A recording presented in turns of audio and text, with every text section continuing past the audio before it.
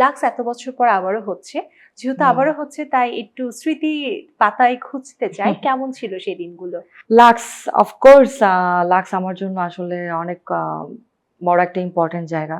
Cause লাক্সের পর থেকে আসলে আমি সামিয়া অথই নতুনভাবে নতুন ওয়েতে আসলে মানুষের মাঝে কাজ করার সুযোগের জায়গাটা বেশি বেড়ে গিয়েছিল।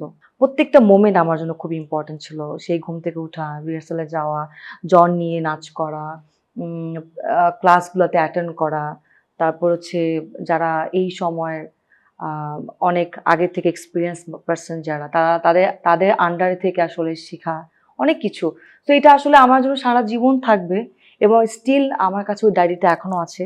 আমি Wow. যখন 3 or 4 মান্থ ক্যাম্পে ছিলাম, সো ক্যাম্পে আমি যখন অনেক না বলা কথাগুলো, ফোন ছিল না, আব্বু আম্মু কিছু বলতে পারতাম না, মনে দুঃখের কথা বলতে পারতাম না, তখন ওই ক্যাম্পে বসে বসে অনেক কথা লিখতাম। ওই ডায়েরিটা, লাক্সের ডায়েরিটা এখনো আমার কাছে আছে, স্টিল আই হ্যাভ।